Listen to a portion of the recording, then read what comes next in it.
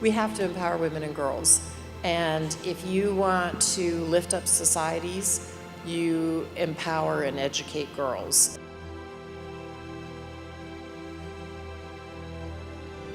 I think it really depends on what the culture of the company is that you work for. And I think that if you find yourself under a boss who's not supportive, unless you can work with them. I also know other women who've talked to me who work at companies now, young women who are in their early 30s, who say, my colleagues and I get together, and not just a group of women, but men and women, then sometimes they'll start to change.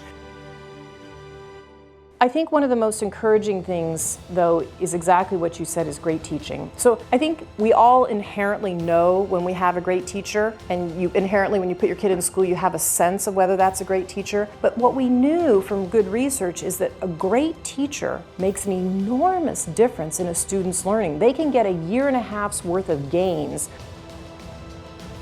I think the way a society grows and learns is to take on new knowledge and then advance society. We're trying to do that in the United States. I would suggest we still have quite a distance to go till we get full equality in the United States. But yes, in other cultures that we go in with partners who've been on the ground, say 30 years working in these communities. And what we try to do is to bring new knowledge.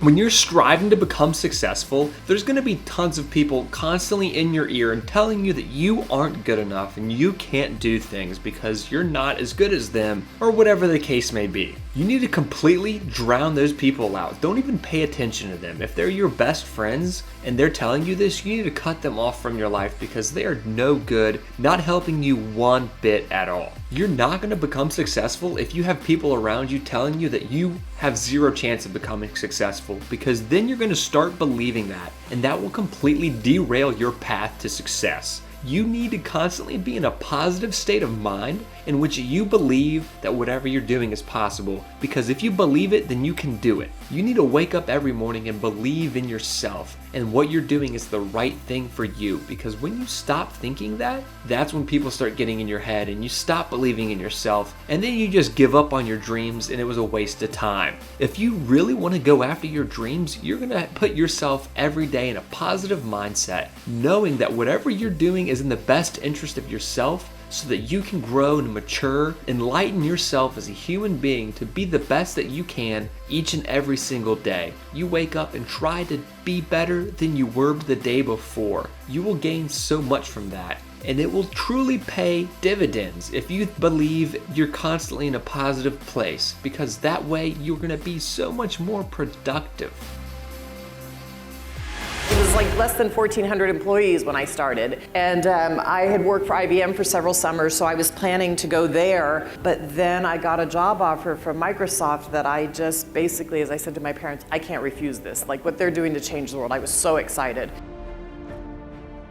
Well, I talk about empathic leadership, and I believe in being compassionate to everybody around you. And whether you talk about love explicitly or not, I think it's what you do to role model. So when you have the employee who has a death in their family, I think it's in how you respond to them as a manager, or in reverse, that shows your humanity.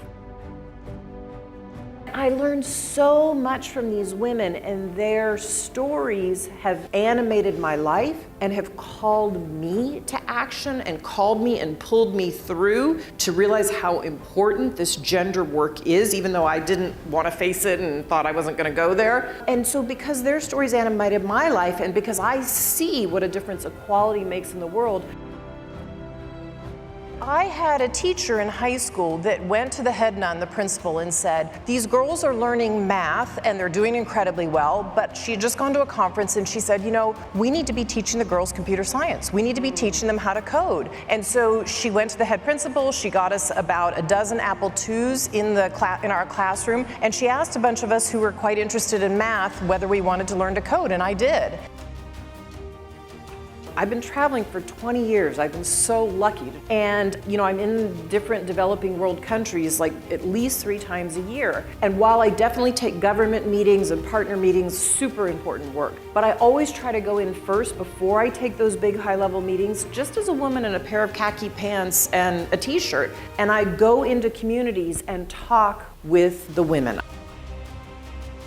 I was going to go work for IBM, but they knew I was interviewing with other companies. And it was my spring break. I came home through Dallas on my way to go interview at Microsoft. I met with my hiring manager at IBM, and she said, "Are you ready to take this offer from IBM?" And I said, "Well, I have just one more company I'm going to go interview with, this young company called Microsoft." And she stopped me dead in my tracks, and she said, "If you get an offer from that company, you should take it." Start to learn about something you're passionate about and pick your area in philanthropy. It doesn't have to be one of ours, it might be one of ours. And then one of the fantastic things, as you all know even better than I do about social media these days, is you can connect via the web and connect in very meaningful ways.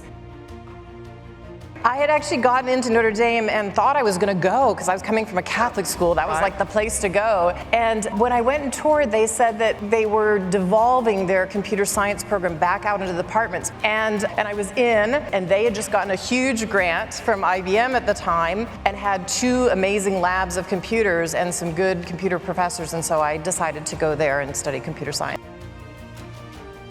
There's absolutely that opportunity, and I would say if you have the passion to do that, I think that would be amazing. We don't do that only because if you kind of look at hierarchy, if people can't be healthy and they don't even have the means to feed their children, it's very hard for them to get an education to then go on to entrepreneurialism. Thank you so much for watching this video. If you haven't, please like the video, subscribe to the channel, and let us know what you thought down in the comment section below.